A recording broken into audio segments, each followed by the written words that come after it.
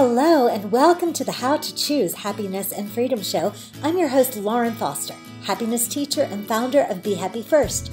As a certified life mastery consultant, masters of wisdom and meditation teacher, and primal health coach, I'm on a mission to help 1 million women learn to be happy and free on purpose. Healthy, wealthy, and joyfully living life on your own terms. Happiness is a choice, and you can always choose to be happy first. Thanks so much for being here. Now on to today's episode. All right, thank you so much for being here with me. It is a beautiful Thursday. It's August 13th, 2020. I made the decision to start including the date for posterity because, just because. So I'm so happy to have with us today the author of The Wealthy Gardener, which has been called the best financial book of 2020. And John, I forgot to make certain that I knew how to pronounce your last name. Soforic? That is correct, Lauren. You did a fantastic job with that. Thank you. Okay, awesome. Thank you so much for being here with us. It's my honor. It's my privilege. Thank you for having me on your podcast. So I have spent all morning deciding. So I haven't finished reading The Wealthy Gardener. It's a big book, but I did start it yesterday, and I got through all the first part. Of course, I'm running two businesses, so I think I can forgive myself for not finishing the book in one day. But so I found a lot of areas in which you and I are just right in line with the things that we teach and the things that we believe. And then I found some others that we're very opposite. And I couldn't make up my mind whether we should find the common ground and talk about that and have a nice, easy, oh, we're all in agreement kind of show, or if we should take apart some of the parts that are not in alignment and discuss them and learn from each other. And I never did decide. So we're just going to see how it goes and have an organic conversation and see what happens. Does that sound good? That sounds fine, Lauren. I mean, to be honest with you, the format that you're talking about, we had just as far as context, you and I had a conversation before this went on here, and I found that to be intellectually challenging on my end as well. You certainly know my philosophy if you read my book. I certainly understand yours. So yeah, I understand. I see shades of gray everywhere. And when I was writing this book, which was a book written for my son, the context of our dialogues was that let's talk about where we disagree. Let's talk about understanding one another. So this is common ground for me. If you want to talk about ideas, I think we can either entrench our ideas deeper or change our minds. And both of those things serve our purpose pretty well, right? Yeah, absolutely. So welcome, Tammy. Tammy's my partner. She takes care of all of the visual aspects of all of my marketing because I'm the words girl, and she's the visual thing and makes things pretty. And of course, we support each other and keep each other accountable in our separate businesses and my mastermind partner. So thank you so much for being here to support us, Tammy. Okay, so let's just start off by telling us about The Wealthy Gardener. Tell us about in general, the book, what it was, why you wrote it, what it was meant for, who it served. Well, keep in mind the book was written after my own quest for financial freedom. So once I achieved that goal in my own life, and I think sometimes, the aspects of your life that shape your own philosophy uh, need to be discussed as well at times. So maybe you and I have different philosophies in some areas, but you might understand mine a little more if you understand where I come from, right? So we get to the point where I fought for and I strove for financial freedom in my life. I wanted that time freedom and even financial power. And when I got to that point and I reached it, that's when I stepped back, I pulled back and retired from some things. And I set out to educate my son. I didn't want him to be as enslaved in life by the financial conditions that can dictate so much of our time, so much of our life. It was important to me that he at least understood the lessons of my own life. So I set upon writing The Wealthy Gardener. We would just go through chapters each week. He was in college. I would write these little tight chapters of 4 pages each. And then we would, like we said at the beginning, I would ask him for critique. I would ask him for, um, let's discuss this deeply. And sometimes we agree, sometimes we don't. And it would always improve our dialogue between he and I. So that was the whole idea. We built this process of education between a father and a son. It wasn't just from me to him, it was between us. It was a collaboration. And only after it was over did we decide to name it and to self-publish it. And that's exactly what happened. We self-published it. It then took off and kind of found some traction. I'd say it was picked up by a publisher and it's been translated into 6 languages, and here we are. But that's the synthesis of where it all came from. Okay. And this whole entire process, now you became financially independent in the real estate. So tell us about your financial journey. Just, summarize it. Of course, Briefly, we're all going to go read the book. sure. Briefly, so as to not bore your listeners. That's absolutely. I mean, so I come from a family, blue collar family from Western Pennsylvania, small town, and my grandfather was a coal miner. My He died penniless.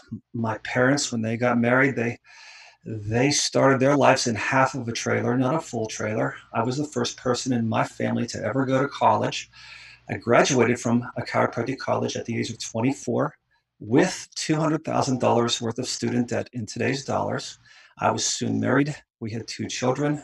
By the age of 30, I was frustrated. I was sure one thing: I was a wage slave, and my hours of my life were given to food, shelter, clothing, and paying back this enormous student debt that nobody else can see. Due to that frustration, I set a goal for financial freedom. And actually, I set a goal for probably financial power more than freedom. I wanted to dictate the circumstances of my life. I didn't want to have to think about money. I didn't want the stuff money could buy, but I wanted the time money could buy. I needed that desperately. And that's why I set a goal, a rather large goal. And I set upon then the next 2 decades. After I was 30, there's 2 decades, I earned the goal that I did set. I did get the level of financial power that I wanted, so that I could change the story of my own family line from, what you would say was poverty to a position of giving my kids security and giving my kids opportunity and giving myself a little bit more breathing room in this world. That was my financial story. And yeah, when you say that I went into real estate, there's no question that my life filled up with just more than chiropractic. But those are the means. There's a lot more. There's a lot of ways to gain money. A lot of ways to gain money. Yeah. Mine just happened to be real estate. Yeah, that was the technique, the tactic, if you want to call it that. But there's a lot of ways to get there. Okay, and so what and of course in the book he is delving deeper into some of the miracles that came about that he does not call miracles, which is one of our things. So when he learned to have mental practices, like meditation and visualization and really getting in the feeling place of the goals that he was setting for himself, things started to happen that were not directly related to him making them happen. And so he made that discovery. Did I report that accurately? Oh, absolutely, Lauren. Yeah. Some of the hardest things in my book to bear my soul with are those personal beliefs. I keep in mind that you attain a certain level of life, and then you get there. And so, do I have to really tell people the most secret secrets in my soul? And sure, that was important to me. I bared my soul, and did I? Does the wealthy gardener? Did I, in my own life, find that if I focus my mind on things, do things change? Yeah, you will not find a stronger supporter of that. I believe in Western philosophy. I do believe in dogged determination of our country. We're a real persistent group. Uh, but I also believe in Eastern philosophy. And I think that there's some real shining examples in this world, like Oprah Winfrey and Steve Jobs. If you've ever read their writing, if you've ever read the books that they like, you're going to see an example of a blend of Eastern and Western philosophies.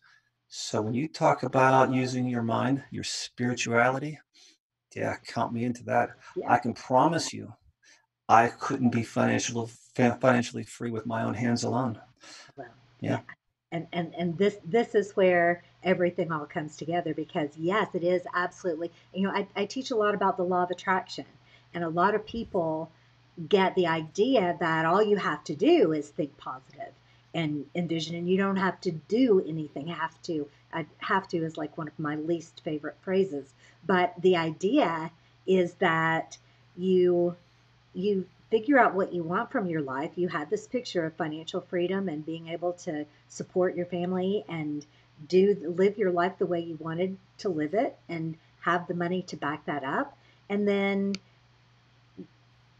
get lined up with that spiritually and psychologically, and the ways that you get there unfold in ways that you could never imagine. So what I'm picturing in 10 years from now, this the Wealthy Gardener was not written as a wealth vehicle for you. It was a project of your heart, and building a relationship with your son. What if this turns into the vehicle that brings you millions of dollars, way in excess of the goals that you set and the other things that you were doing tactically in order to.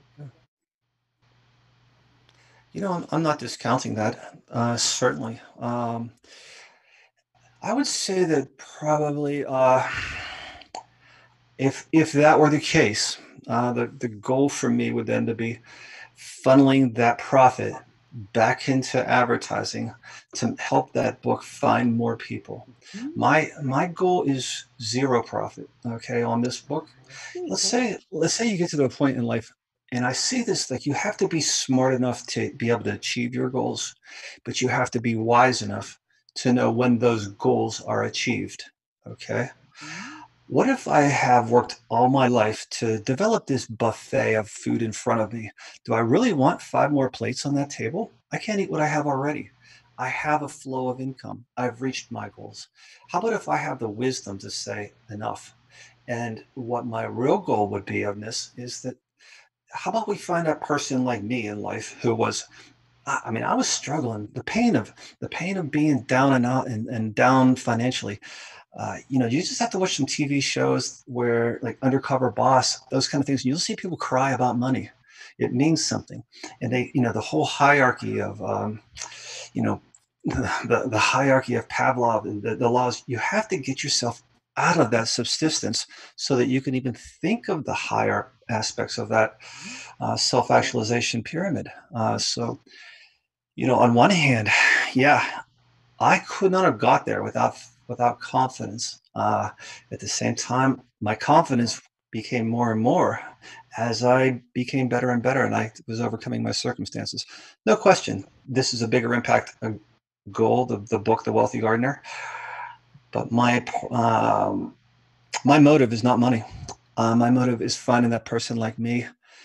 You'll hear people talk about it, but I spend everything I make, I spend on advertising to try to find that next person. Mhm. I could care less about a dime on this thing. That's Okay. that's where I am. Yep, and I get that, and that is wonderful and beautiful and noble. But the millions of dollars that could come from this, you can. Nobody says that you have to put that in your own bank account or buy stuff for yourself with it. You could find another dream of supplying clean water, or Absolutely, starting a business school. There's so many good things that you can do in the world with absolutely. money. Yeah. The world needs good people with money. Mhm. Absolutely. Right. Absolutely. Yeah, that's where you find the Oprahs come into the world. Yeah. Like, you need good people with money. Then you'll see power. You'll see purpose. You'll see service to others. Absolutely. So in the structure of this podcast generally follows along the guidelines of my group coaching course that I used to teach, called Be Happy First University. And so the podcast is fluid enough that we can have different topics, but this month is about money. We're talking all about money and about wealth and about abundance. And the first week, our topic was beliefs and set points, and the way that we feel deserving of whatever amount of money, and all of the things that we've been taught, which I read some of this in your book, that these were limiting beliefs that all of us have, that have to be overcome, like money is the root of all evil. um, you see what I mean? So Yeah. do you want to talk about that for a little bit, and share your share some advice to us about how we can change the way that we think about money and wealth. Absolutely, Lauren. I mean, I can speak from firsthand experience because there's times when you feel like you're intending something, but you're hitting your head against a ceiling, and you just can't quite figure out why. And I've felt that in my own life. Beliefs are these big invisible things that stand between intention and execution. Uh, you know, I would say that for me, some of the beliefs I had to get around was that wealth is good. Wealth to me is good for my family. Wealth to me is good for everybody around me. And I'll tell you another reason wealth is good. Wealth is good because it causes me to serve other people. We have it so wrong in life that we think that we have to get wealthy to give back to society. And that is completely backwards. We have to give to society in order to get wealthy. People don't understand it's all about giving and finding something that's so valuable to give and to offer that you can separate a person from their dollars. Mhm. That's not easy. Right? So you have to be somewhat remarkable. You have to really give yourself to earn wealth. And so therefore it's not a bad pursuit. And then after you're done giving and giving and giving to get, now absolutely you can then choose your purpose, choose your philanthropy. I mean, you can uh, whatever you want. But I say the process of gaining it, there's a lot of giving there, and there's a lot of honor there. And so that's what I believe, and I've decided to believe is important. You talk about beliefs. You spoke of the wealthy gardener, and some of those law of attraction things. I can tell you this: I decided to believe that there is a governing force in this world, that there is a creator. This isn't just a design, a haphazard design. And if this isn't a haphazard design, then there's a designer. I believe that there's like a matrix, but it's not like we're governed by machines. We're governed by this universal intelligence that can be tapped into. And it's not impressive. It's not oppressive at all. It's actually really helpful if you put your head on it, if you get aligned. Like the Taoists will say, get in the river, get in the flow. Now that works to your advantage. Go Yoda if you want. Get in touch with the force. So that is a strong, strong belief for me. And throughout my book, I can speak from experiences where a person doesn't show up for a meeting, a person who opposed me. I can speak from a experience where I wasn't strong enough to quit my clinic to do something, and then I cut my finger off, and it gave me exactly it gave me exactly, here we go, Yep. the amount of time I really wanted, the coincidences, the serendipity, all that kind of stuff. I believe in that, but I chose to believe in that. Right. Quimby was the guy who said it. He once said that human beings are belief expressed. Done. We're belief expressed Mhm. because that's what gets you from your intention to your execution, and it taps into forces that it's not just your effort alone. I Right. say that over and over in the book, but it is your effort too. And Right. maybe that's where I have a problem with the law of attraction. People who go too far to that side. I blend both Western and Eastern. I'm a believer in both. Mm, absolutely. And the ways that you and I are similar are so much more vast than the little concepts upon which we might not completely agree. So, We can. give us some of the your favorite highlights from the book, or and be thinking in ways of. So we have listeners that are out there, and this is money and physical health are the two most giant, well, and relationships. These are the three things that are almost universal that everyone is just struggling with. And what are, if you're talking to somebody out there who is just in a bad place regarding their money, and they're worried and they're afraid and they're not making ends meet or whatever, what are some of the basic things that they can do to begin to change their financial health and move in the direction of financial freedom? It sounds unrelated when I answer this, but I heard you speak of physical condition. Mhm. and fitness and money and I know what you were saying. Like we tend to compartmentalize our lives into Mhm. these categories, so then we can then structure it in a way that we can attack it easier. I can say that there's a wholeness to life in my experience where I can speak from experience of being worried and being fearful and not knowing if I was going to walk off the cliff and have to work at Walmart and not send my kids to college. I get that.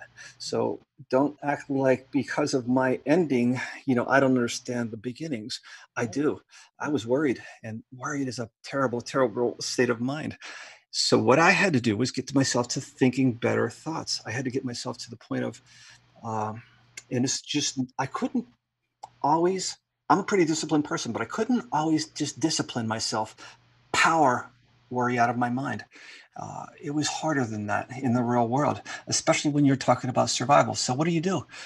Well, let's talk about physical fitness. The thing that I know to do is I can get a face sweat. And that's something I can do. It's just small, 15 minutes or exercise or whatever. Well, why does that have anything to do with money? I'll tell you, because it makes your mind stronger. It makes your thoughts bigger. You get in touch with your peak self, your bigger thinking. I mean, and people will never say, well, yeah, okay, but give me something to do with money. I'll say, well, God, can you sit down in a room and meditate about what you really want in life? Yeah, but give me a tactic. Can you sit down? Can you go exercise? Make yourself your best version of yourself today. Do you understand that you're going to make your whole life going forward is all the choices you make today? It's all about choices. Don't think it's not. Everything you have right now, the room that I'm in, the room that you're in, we chose these things one time or another. The glasses you have on, the shirt I have on, we chose these things, all of them. And so what we need to choose from our stronger thought. Worry puts us in our weaker self. And so many times we're trying just to avoid stress when we're in a point of worry. It's not a strong state. We want to run. We want to crawl and hide and cower in a corner where we really sometimes, and this is where you and I talk about, sometimes I think it's about vocabulary. I say we need to counterpunch it sometimes. Sometimes we have to counterpunch at life because you get this obstacle that comes at you.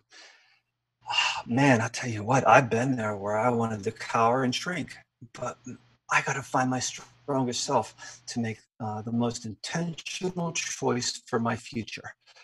I can't do that unless I have a good brain, a good physiology, a good peak state. Mhm. So I start there. And then I work myself into building my beliefs, building my visions, building my all the things that look like nothing to people. It drives me crazy. I mean, if you're talking the way you have it, and I want to say this, like I was extremely impressed by our pre talk going into this one. You said so many things that just resonate with me, and I could feel the intelligence and behind what you're talking about, the depth. So I was so impressed going into this. I thought we're going to have a philosophical discussion. So I love that. But it starts with philosophy. People don't understand it's about your vision of yourself and others in the world around you. Let's start right there because everything else follows it. It followed it for me. I'm not talking like a psychologist in a college. I'm talking about here we go with analogies again. I'm talking about a soldier who fought in war and won. I needed a game time prepared mind. And I set out to deliberately prepare my mind on a daily basis. And I still do as a daily ritual. So those things matter. It is about vocabulary, I believe, because everything that you're saying, what if I were to say exactly what you were to say, I try to never do anything I don't want to do. So, and you're saying Mm, that, well, sometimes there are things that you don't want to do. But if you can find a way to get to, I mean, I can't think of an example off the top of my head. All right, so I have Tammy to help me in my business, but for the most part, I'm a one woman show. So I have to learn a lot of different things, websites and email program management and technology for producing the show and getting it out everywhere. And a lot of those things, and setting up ways to get money from websites. And there's so many things that are not in my zone of excellence and not things that I know how to do and things that I don't necessarily enjoy. So my work then becomes to find a way find a way to do the mental work first before you go at this problem. And I do have an Yeah. example from this. There was a financial system that needed to be set up in a back office. And when I went and looked at it, it looked just like total Greek to me. I'm like, I can't do this. So I had two choices. I could have just sat there and tried to force my way through it and figure it out from a place of or I could walk away, do something else, do something that, I did want to do that was productive, that was, effective in my life, and then come back to it. And I did this maybe four times. And the fourth time that I came back, I went, oh, I see. This isn't hard. Yeah. I got it done in 5 minutes. So I could have invested 2 or 3 hours in doing it from a place of not enjoying it, not wanting to, and probably getting bad results, or biding my time and getting myself lined up with this task and it only taking 5 minutes. So that's just one of many little examples of how we never have to do anything we don't want to do if we do the mental work first. Again, I agree with you. I Well, that's no from the fun. book. Yeah, let's start fighting. Doggone it, Lauren. From the book, there's a guy named Santos. Like, and I try to, keep in mind that in terms of the story, I'm always trying to present a different archetype point of view. So Yes. Santos is a man who represents, in a sense, hard work ethic with very little thought. Right. There's a guy over there named Jimmy and or Jared or something. He will be a guy who's thoughtless and doesn't use his time at all, but always complains about his life. And so there's archetypes throughout this book. And Santos is a guy who can just work like a mule in the fields. And he will come down to it, like once you read the book, that his philosophy, which looks like so much agony to us, is that he concentrates on why he's doing the work. And he has a family, and he has hopes and dreams for that family. And guess what? When he's thinking about the family, the work feels like it has purpose to him. He's not a mule. He's a person who's given an opportunity to his children.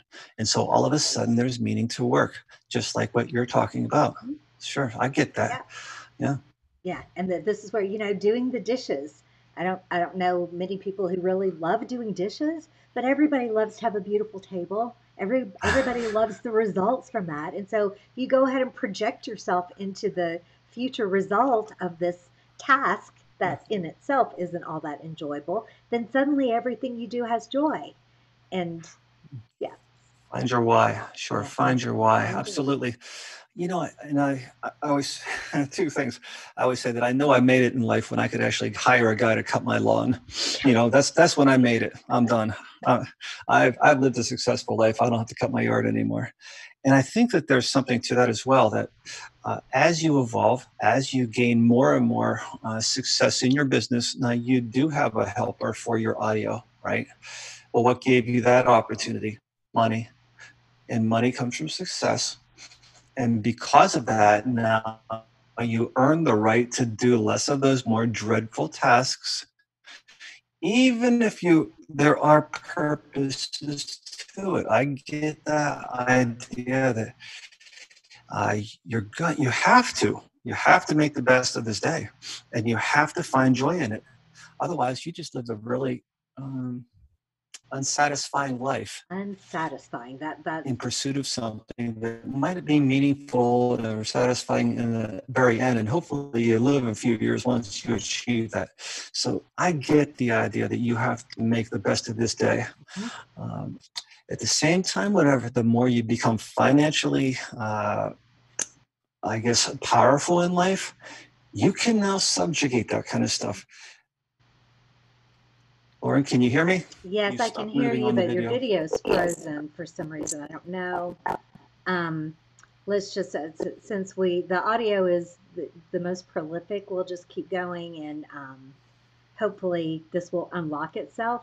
But our plan is You're if, frozen. yeah, you are too, but you can still hear me? Good. Sure. Yeah, okay. So if we, Yeah, I can. You disappeared, but I can hear you. Yes. okay, all right. So You're now back. Yeah, I'm back. So I just stopped my video and restarted it. So maybe maybe that freed up a little bandwidth for just a second. All right. So you reminded me of a couple of different things that I want to talk with you about. Um, let's talk about the concept of sacrifice and impact time. And let me give you an example that so this weekend, Saturday, I'm having a little dinner party with some dear friends. And I am not yet where you are financially free. So that's what I read in the book is that until I have achieved this goal of financial freedom, all of my hours should be spent in an impactful way. And I'm totally expecting you to dispute all of this, and I think you're going to do it in a beautiful way. But by that philosophy, the time that I'm spending shopping and cooking and cleaning and preparing for that party and the party itself, none of those directly impact my financial future. So, does that mean, therefore, that I shouldn't be? I use a lot of air quotes also doing this. Talk to us about that. Yeah, let's take the gloves off right now. Sounds good. Um, I say this, the ultimate goal of the wealthy gardener philosophy is to live an intentional life. All right, to live an intentional life, and I would say this that um, you are telling me right now that your intention is relationships, is to enjoy some of the and to enjoy your dog walking through the background there, Yes. to enjoy you don't mind shopping, that's okay. It's more something that you find to be enriching in your life. Well, is that not being intentional? To me, yeah, I'm not going to tell a person to give their life up for only one result. I do say, however, decide what you want and stop bitching about it, and then set out about thinking about it, start set out about doing something about it, and use your time for those things you want. Make it through the book, Lauren. You'll see that that's the ultimate goal. Right. It's not about everybody has to get wealthy. Well, for crying out loud, my life, I can promise you, looks a little bit lopsided to a lot of my tenants. I'll go down there and see them, and I think, oh my gosh, these guys are just watching TV and sitting on their porches a lot of times. That's terrible. And they look at me like, this guy never gets to sit in his porch and watch TV. To each his own. And Right. if you get through the first several chapters, you're going to see that it's all about individuality. Mhm. Life is about individuality. We're all different. Nobody's in a cookie cutter. I start getting my dander up whenever I hear somebody say, "This is how we must live." You don't ever hear me say that. Uh-uh. However, if you're gonna want a medical degree, you're going to go to school and you're going to sacrifice. You're going to give your days and your nights for 5 years to that goal. If you don't, hey, hang out with your friends. Fantastic. You're not going to be an MD. Right. And so sometimes there are times to put that pedal down. I'm sorry. It's the way it works. I have my nephew is also he's only 3 years younger than me, so he's very much my dear friend, and he's also an incredible businessman. And so he's a business advisor, and so we talk about a lot of things. And I was having a conversation with him this morning about our interview, and talking about this thing about how I come from this place of you know going with the flow and allowing things. And you also come from that area, but you're also about structured work and discipline and sacrifice and all those things. And so is he. He's like, oh, this is going to be an interesting interview, Mike, because my nephew thinks very much along the lines that you do, and that Well, let me throw a punch here. okay, Okay. I do not believe that they have to be exclusive. right, Okay. I do believe that you're not going to say, okay, I'm going to be spiritual, or okay, I'm just going to be a domineering guy who knocks walls down. right, I have to make a choice. No, you don't have to make that choice. that's awesome. That's where I disagree. Mhm. You can be both. And I'm telling you, if you let's look at Steve Jobs and Apple. Look at his favorite book, Autobiography of a Yogi. You want to see a guy who knows and believes in the law of attraction and never talked about it? Read Steve Jobs's favorite book. He gave it out to everybody, luminaries at his funeral. Read that book. He believes in people that can transport themselves through air. That's the book he gave out to everybody on his death day. You want to talk about a guy who also worked his butt off? Steve Jobs. Right? Oprah Winfrey. She always talks about the spiritual life. That woman's a worker. Hmm. So they can blend these things. We can have both, and we should. It's a well rounded life of effectiveness. Yeah. Well, we must. With that, and I don't like a have to, but a life that is when you're not growing, when you're not expanding, when you're not consciously becoming a better version of yourself, you're ultimately, it's not a satisfying feeling. It's just kind of adrift through life, just reacting to external conditions instead of creating the conditions that you want. So yeah, You ever wonder if that's Did you ever wonder if that's just you, or if it's like I've wondered sometimes, is that just me? I can't judge others. Are they happy without growing, without learning, without striving, without seeking a higher spiritual level? I don't know. That is a All I know really is, good question. That's a good question because a lot of times I will ask my students, my clients, what is it that you really want? And they say, well, I just want to sit around. I don't want to go out in a oh, God bless competition. you, God bless you, Lauren. The world needs you. I couldn't do it. I couldn't do it. Well, and they think that they do. See, we forget. We forget that this is a world of infinite possibilities. When you set your goal of financial freedom and this certain amount of money, the universe offered 1,000 trillion endless ways in which you could get there.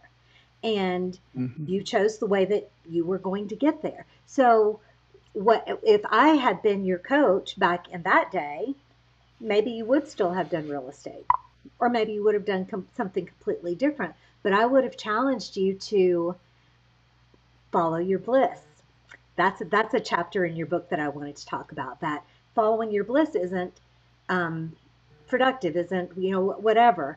But why can't it be both? Why can't you set your financial goal and then find a blissful, joyous way? But I work. Reading your book is part of my work. Educating Yeah, myself on the guest that's going to be on my show. And at the same time, sure. I'm improving my own mind. I'm enjoying myself. But it's work. So, Here's Okay, yeah, so yeah, let's yeah. talk about this. Okay, go ahead. This one puts me in a bear trap a lot of times. Good. Okay, Yeah. because I did read the book. Do what you love, the money will follow. I assume that's a chapter we're talking about from this book, from my own.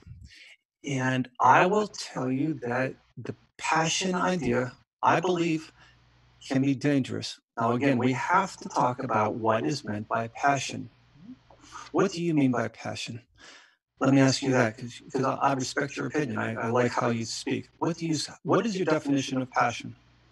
See, and this is a big one for me too because I have always jumped from thing to thing to thing to thing. I've never really zeroed until the last 7 years. I've never zeroed in or felt like I knew my purpose or felt like there was something that I was just going to die if I didn't get it done and get it out in the world. Um, but now looking back, all of the different paths that I took gave me information and knowledge that led me to this current passion. And had I just in my first job, whatever that was back in, I've had 39 jobs, John. It's your path and mine You are, have certainly explored your options, haven't you? yeah. And had I just landed on something at that point and not and just pushed my discontent aside, just pushed aside and said, oh well, I guess this is what I'm going to be doing, even though it's not what I love. I was, the original millennial. Even though this isn't making me happy, I'm on this course, so I guess I'll stay here. People do that, and then they forget that there are other options. And so when I say, what do you love? What would you love? They can only think of what they know how to do, what they think they're capable of. They can't imagine beyond that. So, if, say that you want to be a florist, you love flowers, you love growing them, you love putting them together for other people. but you don't know how to do business. You can go and learn how to do business. So if you figure out what it is that really makes you come alive, like there's so many things that I don't know how to do in this current business, but Right. I feel so strongly about getting this message out that I'm willing to go and learn whatever it is that I need to learn. And that's what I mean by passion, something that you would do even if I won the lottery tomorrow, I would still do this. The wealthy gardener is your passion. That this message that you want to get out into to the world is your passion. So that to me is what passion is. I went the long way So you're around. talking about fulfillment, you're talking about contribution, you're talking about service, you're talking about finding the uniqueness of you and expressing that soul of yourself. Okay, I'm in with that. Yeah. Okay, my problem with passion is this: is that too often people think of passion as what do I love to do? Well, there's a lot more factors than just you in this world. It can become a problem with more of a narcissistic. Um, it's all about me, and sometimes it's a slippery slope. Is it about service to others, or is it not? Is it about you? Is it about them? There's the slippery slope because you can end up in poverty by following your passion. You can. You can end up really well off and holding that golden globe, following your passion too, but it's really unlikely, but it's possible. Nobody's going to tell you that you should follow misery, but there's a suitability to life of certain things where, if you're asking my opinion, I think that it's dangerous to say, what do I love? And I just think it's a lot more, it leads to a lot more better results to say, what do I have the potential to shine in? It leads to a competence possibility. It's so difficult in this world to be remarkable that we have to find the strengths. You have things that you do better than me. I have things that I do better than you. I damn well better find what those things are because it's so difficult to step out of the crowd and be noticed in a way that will actually have an impact, with you and your million women goal that you want to help. Mhm. I think you've got a shot at it. I really do because I talk to you and you bring a wow to me. We might be fighting back and forth, but I respect it. Okay. And I'm not sure we're as divided as We're maybe your audience we're not in thinks, the least bit you know, divided, but right? but we But have I we have do different perspectives, and that's what makes life fun. strengths. I Mhm. say follow your satisfactions. Mhm. Consider your interests and your strengths. That'll get you to a point in life where you're going to feel really good about yourself. And maybe that's that part of the soul that maybe Yeah. your interests. But sometimes a passion should be a hobby. I'm sorry. It should be. That's just where it fits in the scope, not a livelihood. See, I So have there's to a danger believe to that, it. and Elizabeth Gilbert teaches that too. She teaches don't ever expect your art to support you. Your art, you're supposed to be, your art is supposed to be your passion, and of course it's a very valid viewpoint. But I choose to believe that you can have both. Yeah. Why can't your livelihood be something that you love? Yeah. And I choose to respect your opinion for it. Right. I would say that whenever the more people you have on the plate that you're supporting, the less you can think about what you love. It, So there's circumstances all around it. yeah, Like, what about me and my kids and my love? And maybe I wanted to write a book when I was 30 years old, but maybe guess what? I got a family to feed. Now, what's the best thing for that? Right? These are the things that Americans are facing all the time. Like, how do I? you And already guess what? answered that in the chapter on John What's that? Grisham. You already answered that question when you were telling the story Exactly. about John Grisham. You Amen. yeah. So you don't say no. I'm gonna just ditch my business. I'm gonna ditch everything and only follow my passion. There we Amen. go. You got it. Now we've And arrived guess at. what? And guess what, Lauren? You have a lot more free time than you do work time anyway. Yeah. You want to follow your passion? Do it in the 70 hours of free time every week. I don't care. Grow your flowers. You've got more time of leisure than you do of work anyway. Okay, but Have at it. is there an expectation in there that work is supposed to be hard? That the 40 or 50 or 70 or 100 hours a week that we spend generating income, does it have to be hard in order to be valid? No, Okay. no. However, You can't leap off a cliff hoping that your wings work whenever other people are relying upon you. Right. So there is a practicality to it. So yeah, did I write a book? Yes, but I had a family. Okay, so my family went to college. I didn't want them to start off with $200,000 worth of student debt like I did. Right. So therefore, the responsible position for me was to provide for this family because I love them, Mhm. and so that gave purpose to work. And the fact that you do earn money, and the fact that there are frustrations with work, well, that's part of work. A lot of times it is. Even with work you love, there's frustrations. You say that my passion of that book is that the book was a passion for me. I wrote 50 hours a week over 3 years. My son will tell you there is an agony of me trying to get the damn words right that I could never tell you would have ever be possible. And so there is ups and downs to even the things you love, including your soulmate, including your best work, including everything. And when you expect perfection in utopia, you're going to be disappointed. There is an up and down to all reality, even the best realities. And I say that you and I might disagree. I say that my life is better when I'm open to handling the garden. I call it the garden, the metaphor of life. There's going to be weeds. They need weeded. Mhm. There's going to be beetles. They need attacked every day. And so I accept that as part of what I want in life. Yeah, and it would be a boring life that didn't have those contrasts. That everything was just perfect and rosy, cozy all the time. That's not a hero's journey. There have to be challenges. There have to be struggles, and you and I we could literally go on about this all day. Um, there's there's so many different we facets. could have we could have a podcast every week of you and I think. I Yeah, heard once that golf wouldn't be interesting if you swung and got a hole in one every time. right, Just think about that. right, Why is it interesting then?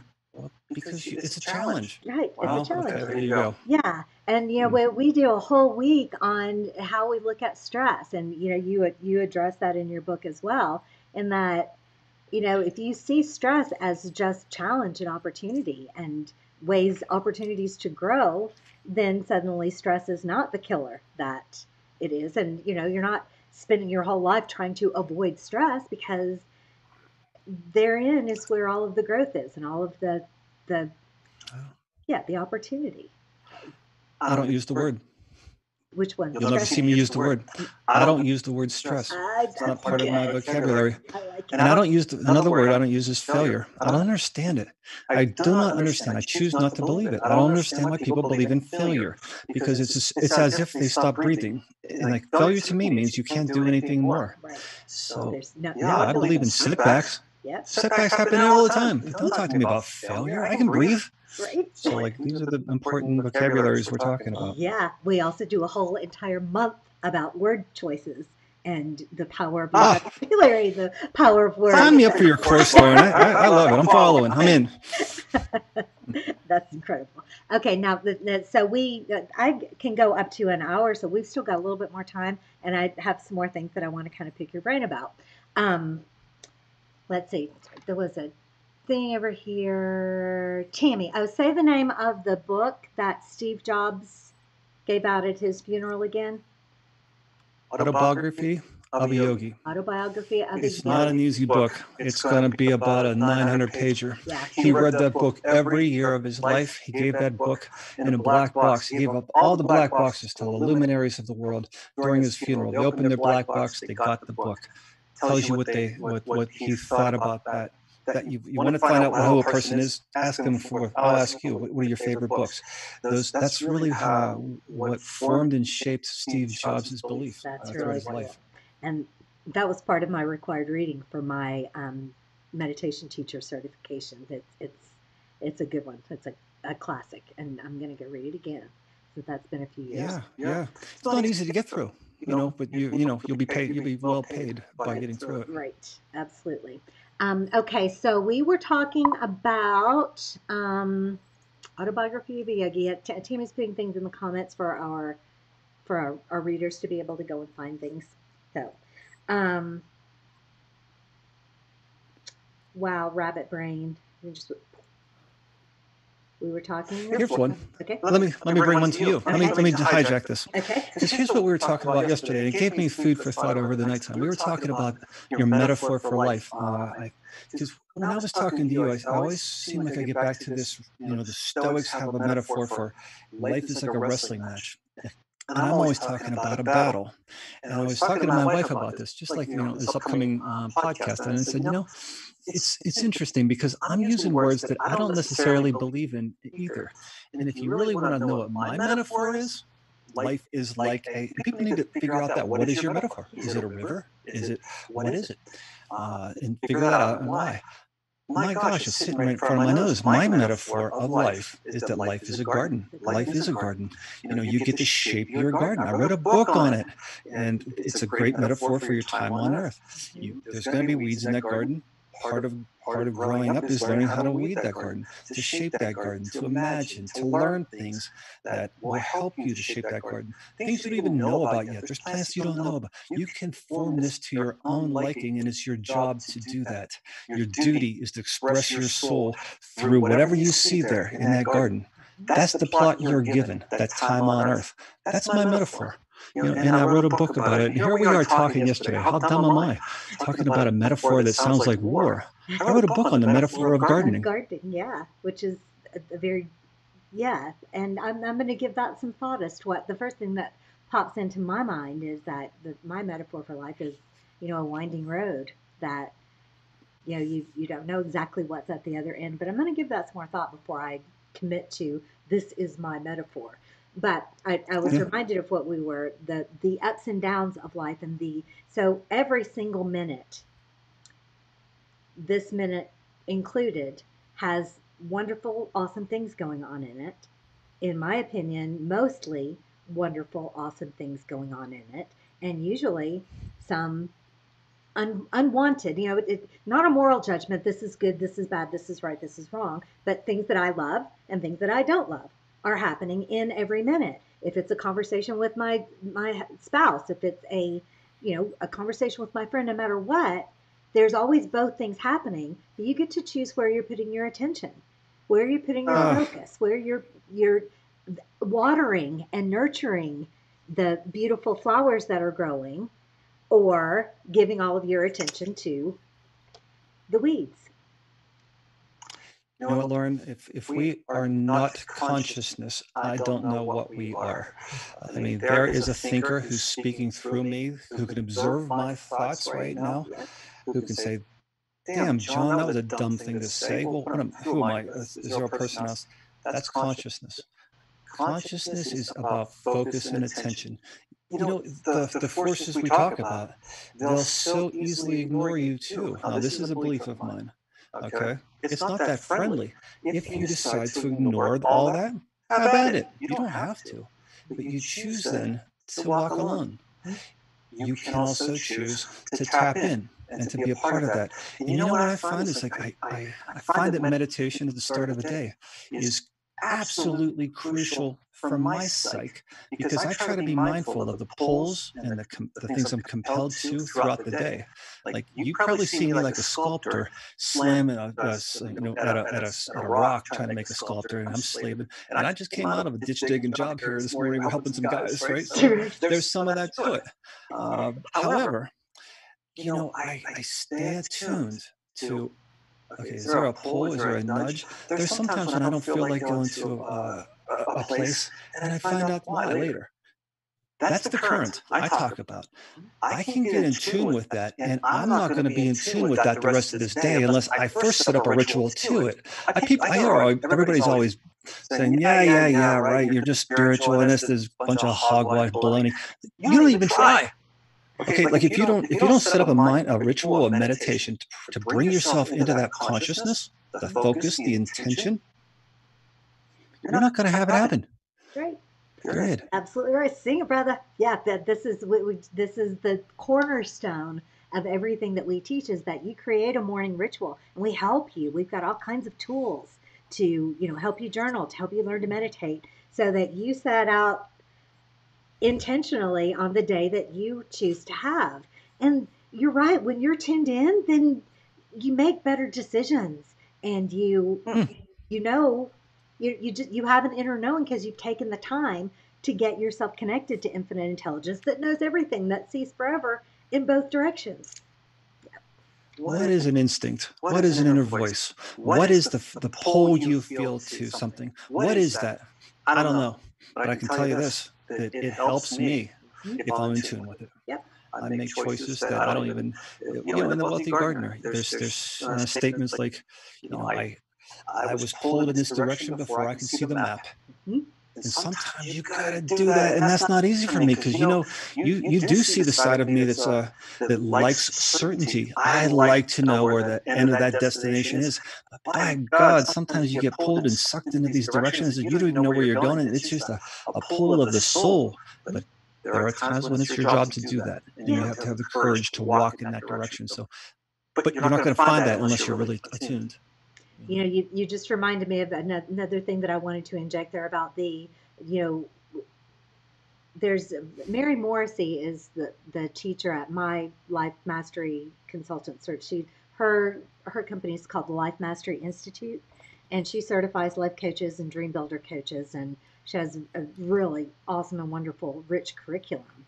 But one of the things that she teaches you to do is when you're figuring out what you love, when you're constructing your dream, when you're setting your goal and creating your vision, is that you put it through a test, and that there's I think there's 5 steps. I'll go through them and we'll see how many when we get to the end. But the first is, when you think about it, does it make you feel alive? Does it make you feel Yeah, wonderful and sure. amazing and enthusiastic? And the second was, will it require me to have help from my higher power? Do I know everything that I need to know to do it? If you do, it's not a big enough dream. A really good dream will Ah, require you to right. grow. Isn't she amazing? And then there might be another one in there, but the one I wanted to get to is that, is there good in it for others? Because a Yeah. real dream that is really worthy of the divine creature that we are is going to be in service of, yes, our own happiness, but also in the service of humanity and the expansion of the universe. And so if you can meet all of those criteria, then you've got a vision that you and the universe can get behind and start co-creating. I would say Lauren, the most selfish thing you can do, the most self-serving thing in this world you can do is find that service for other people. It's ironic, right? It's a paradox because that is so selfish because it gives you so much. It gives you the fulfillment. People don't even know what they want in this life, but what they want is this emotion. That's the end goal. Yeah. And what you're going to find is that serving other people in a way that's suitable to you. Like there's a lot of services that just suck because you're who you are, Mhm. and it doesn't suck for another person. Okay, but to find that individuality, Yeah. that service, Yeah. that's your thing. And you bring I don't usually talk about this on a podcast, but since you're bringing it up, one of my goals at 30 was to have that retirement income of $240,000 by my 50th birthday. That's extraordinary. You should laugh at me for that at that time. But I was drawn to that. I was pulled to making that goal, not pushed, right? But pulled toward that goal because I needed to test more than just me. I wanted to test that whole idea that is it possible if I work and I ask for help through this part of the world that can't be seen, what I call the intangible forces of life. That was a big motivation for me to set that goal so high. I couldn't do it alone. So if I achieved it, I might have a story to tell. And guess what? I did. I do have a story to tell. And that story I documented in the book. And there's a lot of people who aren't just ready for that story. They just say, wow, give me your tactics. They don't understand. That is a tactic. Yeah. That's doing something. Sitting alone in a room by yourself. Do you not understand? Thinking, visualizing, that's doing something. And I can't, one of my biggest frustrations is I can't get that across to people. Right. And so I just leave it out there and tell my tell. And here's the results that came from what I did. Take it for what you want. That's where I leave it. Right. And people hear what they're ready to hear when they're ready to hear it. And Mm, yeah, so yeah. it's your job just to get the word out there so that it's there when they're ready for it. You tell your truth, right? This is what happened. And hey, Yep. if you're ready, you're ready. So. Cool. So, all right. So we are out of time, but you touched on the law of giving and receiving, which is it is an infinitely, the more you give, the more you will receive. This is why I'm predicting that the wealthy gardener is going to be a source of a lot of money, and I'm going to stand by that prediction because it's such a gift, you know. You're going to see a lot of impact. If that's the case, Lauren, I'll promise you this. You're going to see it go worldwide Oh, because I'm not going to keep a dime of it. I will find a way to use that money to find the person who's now struggling. which can there be a more giant statement of giving, Yeah. which in order and that in a scientific universe, in order for you to give in that way, you have to first receive in that way. So that cycle's got to Yeah. get started. Yeah. I love it. Absolutely. It's awesome. And then the final thing was that today's topic was supposed to be about the law of gestation and how some things take different times to grow. You know, it takes a certain amount of time to grow a business. It takes a certain amount of time to grow a baby. It takes a certain amount of time to, you can't, I can't remember who it was, Warren Buffett, I think, who said, you can't make a baby in 1 month by impregnating 9 women. It takes 9 months. It just does. And so, and I had just conceived of that idea when I met you. I'm like, the wealthy gardener, are you kidding? This guy's got to be on my show today. And here you are. So, You know something? Well, it frustrated the living crap out of me the entire time. I would always, because I always say, I'm going to finish this in 6 months. I'm going to finish this. And I backed it up, backed it up, backed it up. And this art thing is really frustrating to me. And I just have no control over it. I have no control over the end of it. And now, like, there is a possibility for a sequel. And you know what? You talk about gestation. I just sit here kind of in a state of discontent, not quite sure. There's this feeling of tension that I've learned is part of the creativity that goes into this kind of stuff. And so you got to get really careful, really comfortable with being uncomfortable. yeah. It's frustrating, but that's the process. Ah. Well, there is no growth without discomfort. It's I love it. I love it, Lauren. You're a source of wisdom to me. You're interviewing me, and I'm learning a lot from you. and vice You versa. expect a fight here, and I'm appreciating you. Yeah, So well, yeah, I'm just such a not rocking the boat, going with the flow kind of girl that um, bringing up any kind of debate and we live in a world now where a lot of times there's strife when there's the topic of whether to wear a mask or not and all of the politics and all that, and there's always a little bit of risk to bring up any kind of topic where there might be disagreement, and yeah. and so, but I had the faith that we were not going to disagree. We were going to explore. We were going to expand. We were going to, have an amazing conversation. We did. I couldn't be more thrilled. I see nothing but shades of gray so many times it drives me crazy. So I can I can't think of anything you said that I disagree with. Right. Basically, when you weren't happy with what you were doing, you walked away and came back to it and finished it. What's wrong with that? Exactly. I mean, Maybe I'm I mean, looking for I'm a, validation. heck, I could have said that this book is the way to wealth and spirituality. I mean, my book is all about that connection between the two, without relying on one or the other. I could have never. I say this in the book several times that the wealthy gardener. I sometimes speak through him. I couldn't have done this, without the help. Like God gives every bird its food, but He doesn't throw it in the nest. You know, Right. that's the key. So yeah, you have to work. The universe doesn't ask you to sit on the couch and wait for a check.